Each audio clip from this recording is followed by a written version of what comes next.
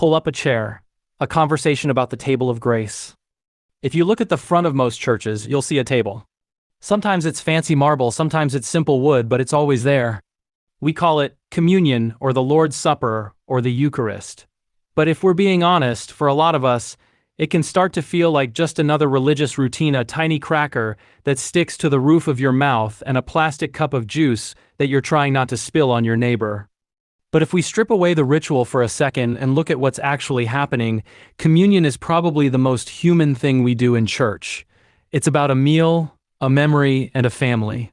It's God's way of saying, I don't just want your prayers, I want to sit down and eat with you. More than a snack, it's a family reunion. Think about the best meal you've ever had. It probably wasn't just about the food. It was about the people around the table, the belly laughs, the shared stories, the feeling that you totally belong. When Jesus sat down for the Last Supper, he wasn't looking for a formal ceremony. He was having dinner with his friends, and keep in mind, these weren't perfect friends. Peter was about to deny him, Judas was about to betray him, and the rest were probably going to run for the hills. Jesus knew all of that, and he still said, "Take, eat." That's the beauty of the table. It's the only place in the world where you don't have to earn your seat. You don't get a spot because you had a great week or because you've been good. You get a spot because the host invited you. It's a family reunion for people who have it all together and people who are barely hanging on by a thread. The physicality of grace. We live so much of our lives in our heads worrying about the future, replaying the past, scrolling through digital screens.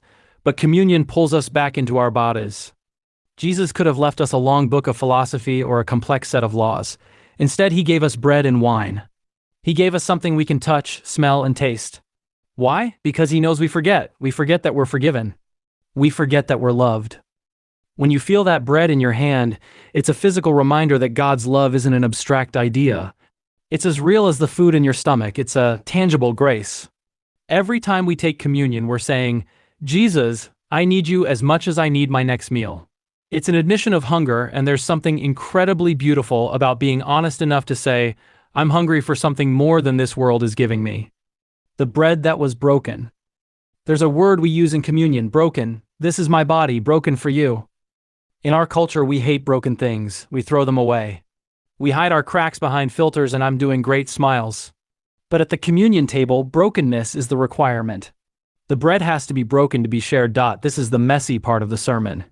When we take that piece of bread, we're acknowledging that Jesus was broken so that our brokenness wouldn't be the end of the story. It's a safe space to bring your failures, your grief, and your not enoughness. When we eat together, we're saying that because he was broken, we can be made whole.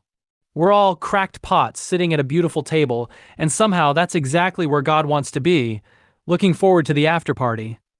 Finally, communion is a bit of a movie trailer. It's a sneak peek of what's coming. The Bible talks about a day when all the brokenness is fixed, all the tears are wiped away, and we sit down for the great banquet. Every time we take these little elements, we're practicing for the ultimate party. It's a moment of hope. No matter how dark the news is or how stressed your week has been, the table reminds you that the story ends with a celebration, not a funeral, pulling it all together. So next time you see those trays coming down the aisle or you walk up to the front, don't just go on to autopilot. Take a breath. Look at the people around you, the ones you like and the ones who annoy you, and realize you're all eating the same bread. Remember that you're invited. Not because you're a saint, but because you're a guest of the King. Taste the grace. Feel the belonging. And then leave that table fueled up to go out and show that same kind of seat at the table, love to a world that is absolutely starving for it. The table is ready. Pull up a chair. There's a spot with your name on it.